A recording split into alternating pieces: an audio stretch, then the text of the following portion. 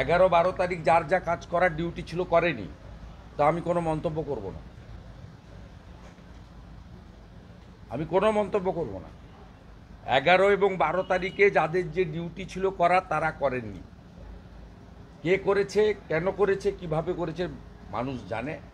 Grateful to Calcutta high court, ছুটির দিন খুলে তারা যা করার করেছে। আর ইনিশিয়ালি ওখানে যে 11 তারিখে বিএসএফের 300 জওয়ান তারা অন হিউম্যানিটেরিয়ান গ্রাউন্ড এবং ডিএম বাধ্য হয়েছেন যখন পুলিশ ফেল করেছে।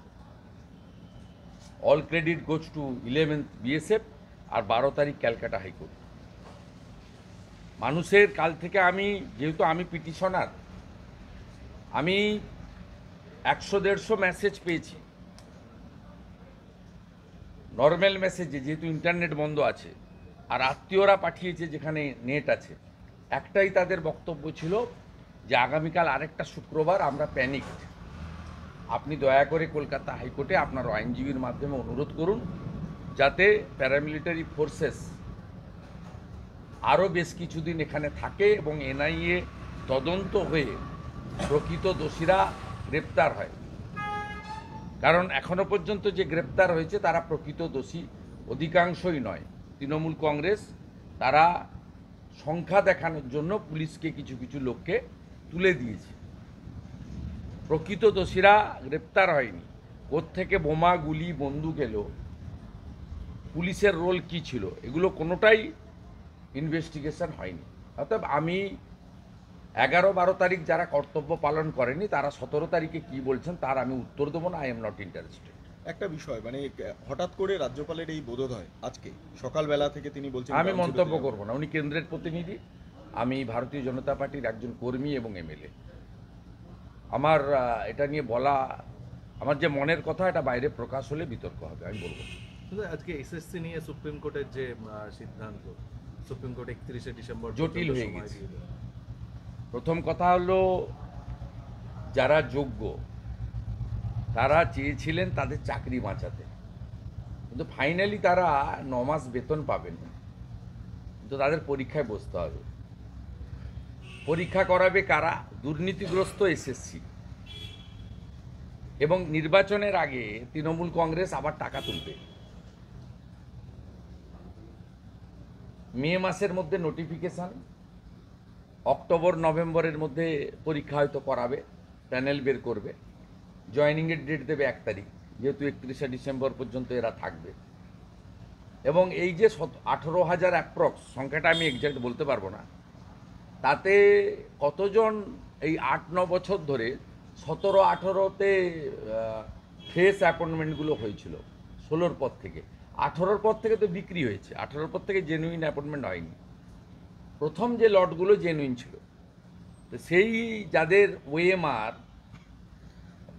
তারা প্রোটেকশন পাবে না, আর তারা detach from the exam syllabus, তাদের সে প্র্যাকটিস নেই, থাকতে পারে না। তারা চেষ্টা করবেন, তারা মেধাযুক্ত, 3-4 মাস 2-3 মাস হাতে পাবেন পড়াশোনা করার জন্য। কিন্তু আমার মনে হয় না যারা চাকরি না পেয়ে আবার চাকরি দেওয়ার পরীক্ষার জন্য প্রিপারেশান নিচ্ছেন, তাদের সঙ্গে এদের অনেকে এঁটে উঠতে পারবেন না। আর তৃণমূল কংগ্রেস আবার টাকা তুলবে, সে সুযোগ উচ্চতর আদালত করে দিলেন।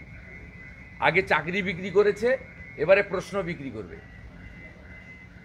আমি দায়িত্ব নিয়ে বলছি, এই পরীক্ষার যেহেতু ওএমআর আর টেম্পার করতে পারবে না, শুধু একাডেমিকটাই থাকবে এবং প্রশ্নটা বিক্রি হবে টাকার বিনিময়ে।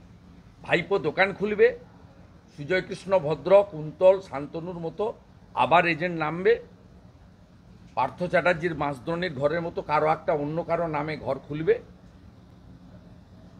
প্রশ্ন বিক্রি হবে। এবং মিনিমাম 500-700 কোটি টাকা ফেব্রুয়ারি, মার্চ, এপ্রিলে যে বিধানসভার ভোট, তার আগে তৃণমূল কংগ্রেস তুলবে।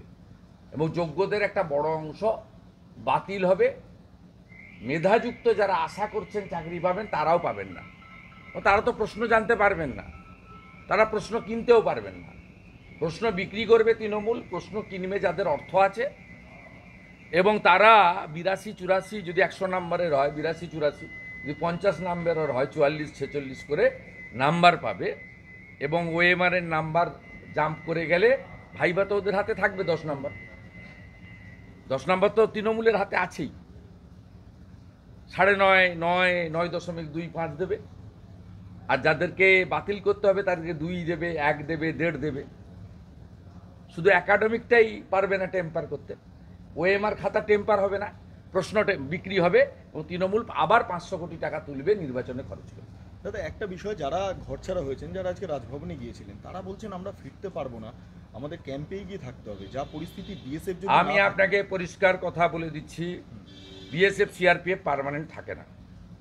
বিএসএফটা বর্ডার এলাকা, কিন্তু সিআরপিএফ বিএসএফ যেটা general law and order duty করছে, আজকেও এক্সটেন্স করেছে। আমি কোর্টের কাছে কৃতজ্ঞ, তারা আজকেও ইন্টারিম অর্ডারে কয়েকটা পয়েন্ট দিয়েছে এবং আমরা আজকে কেন্দ্রীয় সরকারের রিপোর্টও অত্যন্ত, আমার লয়ার পেয়েছে, আমাকে পাঠিয়েছে। রাজ্যের রিপোর্ট অত্যন্ত উদাসীন ছিল, তারা নাকি প্রচুর কাজকর্ম করছেন দেখিয়েছেন, কিন্তু কেন্দ্র বলেছে, কেন্দ্রীয় ইউনিয়নের যে রিপোর্ট, সেই রিপোর্ট খুব অত্যন্ত প্র্যাকটিক্যাল। আমি ধন্যবাদ জানাবো ইউনিয়নকে এবং সর্বোপরি স্পেশাল বেঞ্চকে, তারা এক্সটেন্ড করে দিয়েছেন 21 তারিখ পর্যন্ত। আপনাকে বলি, পার্মানেন্ট থাকবে না।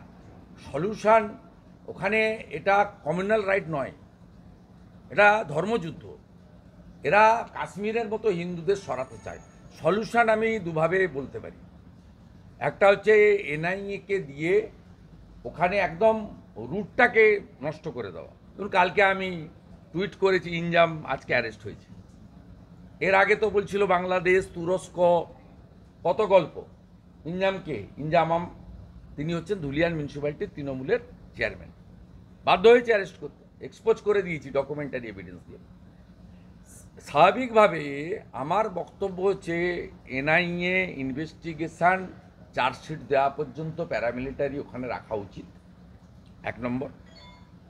সেকেন্ড থিং হচ্ছে, বাংলাদেশ থেকে যে 50 কিলোমিটার বর্ডার এলাকা এবং যেখানে হিন্দু জনসংখ্যা অত্যন্ত কম, 20%-এর নিচে, তাদেরকে কাশ্মীরের পাকিস্তান সীমান্তবর্তী এলাকার মতো বৈধ লাইসেন্সযুক্ত আগ্নেয়াস্ত্র দেওয়া উচিত। আত্মরক্ষার অধিকার প্রত্যেকের আছে। হিন্দুদের কাশ্মীরের তো বর্ডারের বহু গ্রামে এই ব্যবস্থা আছে, স্পেশাল অ্যাক্টের আওতায় আছে তো। কাশ্মীরে যা আছে সেম মডেল যদি মুর্শিদাবাদ এলাকায় আপনারা না করতে পারেন, তাহলে 10-15% হিন্দু যেখানে আছে, হিন্দু থাকবে না। এটা তো বিরাট বললেন আপনি। এটাই বাস্তব, আপনি ওখানে খোঁজ নেবেন, এটাই হচ্ছে বাস্তব। লাইসেন্সযুক্ত আত্মরক্ষার জন্য এদেরকে ব্যবস্থা করা উচিত। কাশ্মীরের পাকিস্তান সীমান্তবর্তী গ্রামে যে ব্যবস্থা আছে, সেই একই ব্যবস্থা বাংলাদেশ সীমান্তবর্তী, ক্লোজ বাংলাদেশ সীমান্তবর্তী, এবং যেখানে হিন্দুদের সংখ্যা অত্যন্ত কম, 10-15-20%, এটা করা উচিত। এবং এনআইএ যতক্ষণ না এই রিলিজিয়াস রাইটকে, কনস্পিরেটার, ফান্ডার এবং আর্মস ওয়েপেন্স এসছে, একে একেবারে উপড়ে ফেলতে পারে, ততক্ষণ পর্যন্ত ওখানে প্যারামিলিটারি ফোর্স রেখে এনআইএ ইনভেস্টিগেশন কমপ্লিট করা উচিত আপ টু চার্জশিট। আর ইলেকশন কি সম্ভব? শেষ প্রশ্ন, ইলেকশন কি ওখানে সম্ভব? কোথায়? যা পরিস্থিতি, গোটা পশ্চিমবঙ্গেই রাষ্ট্রপতি শাসন ছাড়া ইলেকশন ইসিআই করতে পারবে না। যেখানে 50%-এর নিচে হিন্দু আছে, বহু জায়গায় ভোট দিতে দেয়নি 21 এবং 24-এ, এবারে আরও মাস স্কেলে দেবে না। তার মধ্যে শুধু মুর্শিদাবাদ, মালদার একটা অংশ পড়বে না, তার মধ্যে কুচবিহারের দিনহাটা থেকে দক্ষিণ 24 পরগনার ক্যানিং, বাসন্তী, গোসাবাও পড়বে। মানে এরকম ধর্মযুদ্ধ, মানে এটা কি ধর্ম? এটা বাস্তব, আপনি গিয়ে ঘুরে আসবেন, আপনারা গিয়ে ঘুরে আসবেন। এখন তো প্যারামিলিটারি ফোর্স আছে, আপনারা যেতে পারছেন, ঘুরতে পারছেন, ঘুরে দেখে আসবেন। নন্দীগ্রামে যেভাবে পুলিশের গাড়ি চালকের এই খুন, দুর্ঘটনা নয়, খুন। মমতা ব্যানার্জির শান্তির ছেলেরা করেছে। নন্দী মহারাজ তুলে নিয়ে গিয়ে কেটে খেয়ে নিচ্ছে, মাংস বিক্রি করছে। এর 4 দিন আগে গোকুলনগরে করেছে, আমি তো ভিডিও ফুটেজ দিয়েছি। তখন যদি ব্যবস্থা করতে, পুলিশ করেছে কি, দুটো অন্য জায়গা থেকে নন্দী মহারাজ এনে ওখানে ছেড়ে দিয়ে গেছে। পুলিশের উচিত, ওই গাড়ির নম্বর তো পেয়েছে, আমরা তো সিসিটিভি ফুটেজ দিচ্ছি, তো প্রাইভেট সিসিটিভি ফুটেজ দোকানে লাগানো ছিল, করেনি। আমি গতকাল ওখানে বক্তব্য রেখেছি। বুঝতে পারছেন, ষাঁড়ও নিরাপদ নয় মমতার শান্তির ছেলেদের দৌড়াতে।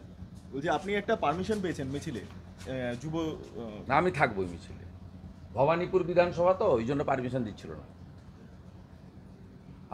আমার এটা 83তম হবে কোর্ট অর্ডারে হাঁটা।